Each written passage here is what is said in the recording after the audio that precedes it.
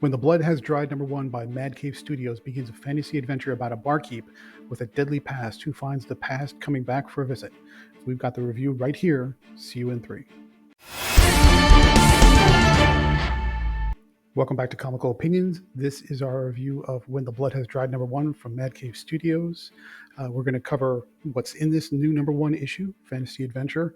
Then we're going to talk about what we liked, what we didn't like, the art, and wrap it all up with a final score. So make sure you stay tuned to the end. But before we get started, please like, share, comment, subscribe, hit that bell for notification. Let us know how we're doing. Your attention is greatly appreciated. And let's jump right in. Let's start with the credits. This issue is written by Gary Maloney with art by Daniel Romero, who also did the colors, letters by Becca Carey, and the cover A, the main cover, is drawn by Marco Rudy. Okay, let's get into the meat of the issue. We start off with a prologue. We see a woman who's running through a rainy forest, and she's being pursued by a gentleman with pointed ears, and he's basically saying nobody leaves what's known as the Guild. The woman's name, from what we can tell, her name is Meabh, which I think is pronounced Mabe, and the man chasing her is named Darius. And he's basically saying nobody leaves the Guild, very much in kind of a mafioso type of style, saying nobody leaves. Once you're in, you stay in forever. The issue then cuts to 5 years later. We find Mabe, who is doing some target practice in the woods with a small dwarven character by the name of Fergus. And so presumably she has left the Guild but is still alive, for what it's worth, unless she killed Darius, and we're not sure exactly what happened, but she's still around 5 years later. She and Fergus are engaging some archery target practice in the woods, and they head back to a small village and a inn called the Lough Inn, and they appear to be the barkeep, housemaster of that little inn in the middle of this lonely village in the middle of a valley somewhere. The names and the setting and the name of the town all to be somewhat Scottish in nature, I think. So I'm not going to attempt some of the names because they're a bit tough to get my tongue around. But so what we do is we follow Mabe in the day in the life. She goes to a butcher to get some meat for her inn. She trades with liquor that she's distilled herself. As she passes through the town, she makes small talk and friendly conversation with gaffers and individuals, children who are just playing in the middle of the town. She catches up with Fergus, who's looking at a bulletin board in the middle of the town square where people are exchanging news of the day and different types of bounties for work and all kinds of just normal chit-chat that you would expect. Then we get back to the bar, which is in the Lough Inn, and a large contingent of people have gathered, and it is the 1-year anniversary of something called Trowlock, whatever that is. It's not necessarily explained, but apparently it's an anniversary of some sort. Maybe it's the name of the bar. I'm not quite sure. And then Mabe toasts everyone and says, welcome, please make yourself at home, but also please don't make a mess. We have a business to run here. And then her and Fergus get into some chit chat. She then spies a gentleman by the name of Buckfire, who apparently is a local scoundrel who likes to cheat at cards, and he's taking some passersby's money by running the game and hiding cards when he shouldn't. Mabe saunters over and breaks it up and returns the money to the visitors who are coming from out of town, and tells Buckfire to get lost because apparently he's done this kind of thing before.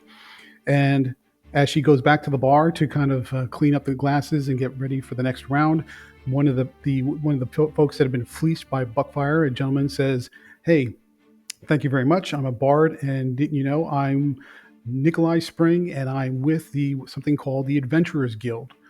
When he says that out loud, Fergus and Mabe suddenly sort of freeze in their tracks, and he says, "Guess what? You're lucky and fortunate. This town's going to get a lot more traffic because the Adventurers Guild is coming to town." Now, they don't say the Adventurers Guild in the beginning of the issue, but presumably this is the same guild by which Mabe was told that she can never leave because once you're in for life. And then that's the end of the issue. What did we like about When the Blood Has Dried #1? It's a mouthful of a title. Excellent amount of world and character building. Maroney really did his homework in trying to kind of give you a world that felt complete. I'm sorry, I said Maroney, it's Maloney. trying to give you a world that felt complete and lived in. The characters feel fully fleshed out and realized. They apparently have a just a normal everyday type of life that's got ups and downs and has an eclectic cast of characters that they interact with on a regular basis, at least on the daily. So this feels like a really thought out piece of world and character development to kind of draw you in and help you understand where Maeve was, where she is, and how she sort of settled into a normal life that is effectively free from whatever drama and conflict haunted her past. What didn't we like about the issue? Well, when you're starting a new series with a new set of characters and a new world, and it's a number one, and everything is started from ground zero, there has to be a strong hook. The hook in this particular issue is very, very soft. There's so much time spent on sort of giving you the day in the life of Maeve 5 years later after the opening prologue that you don't really get a sense of how did she survive the encounter with Darius in the opening few pages, and what is the Adventurers Guild all about? Why did she want to leave the Adventurers Guild? Why did they not want her to leave the Adventurers Guild? You have all these open questions that are more just sort of leave blank spots in the picture. So much time was spent building the day in the life of Maeve today, but you had all the drama and all the things that would hook you, that would just immediately magnetize you towards this series to say, you got to keep going because you have to know what's going on, are so far in the background that it really just doesn't grab you. The only thing that happens as a cliffhanger, and I'd even hesitate to call it a cliffhanger, is the Adventurers Guild is coming to town. Okay, does that mean that when she parted with Darius that they think she's dead and that are they still looking for her 5 years later?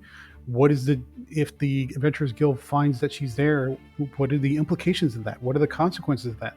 You have no context or frame of reference other than the guild is mentioned and maybe Maeve didn't want to be there, which is not much of a hook. I mean, it might be a hook for her, but for the reader, because we have so little contextual information, the hook is extremely weak.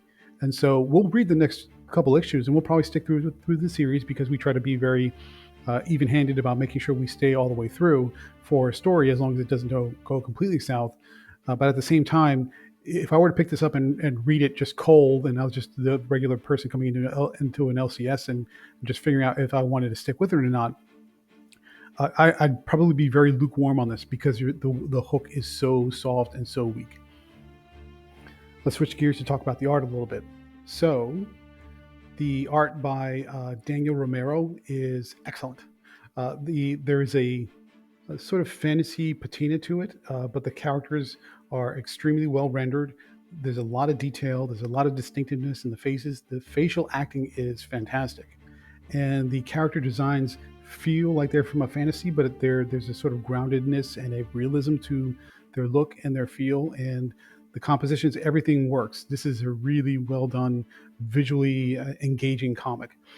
There are some, minor lacks of detail, especially on the wide shot. There's one particular splash page where you get a bird's eye view of the village from up on high, like you were a bird flying over, and the houses are just basically rough sketches. So there's a little bit of lack of detail in a few spots when you're talking about the backgrounds, but otherwise, this is an excellent looking issue. Final thoughts. What do we think about When the Blood Has Dried #1? Great world building, great character development, and great art overall. So all the major tick boxes are checked for where you want to start with an issue from the character and the world and development perspective of like giving you that atmosphere and the place and the time. What's missing is the hook, the big dramatic thing that's going to grab you by the throat and demand your attention to find out what happens next. It's just too soft. We'll stick through it just out of curiosity's sake to find out where it goes next. But without the big hook, this is just an okay issue. Therefore, we're going to give When the Blood Has Dried #1 from Mad Cave Studios a 7 out of 10. And I think that's a fair score. Again, without that hook, I think that's just something that's severely lacking. And that's the thing that kind of prevents you from really buying into what happens next, which is what you want to do for #1. What do you think about fantasy series? Do you like the kind of very, I would say, prototypical D&D type fantasy stories where you have characters with pointed ears and there's barkeeps and there's adventurers guilds and all that kind of good stuff? Or do you like different types of fantasy? I want to know your comments, just your thoughts, and leave a comment down below to let us know. And otherwise, if you like reviews just like this one, please stay tuned through the outro.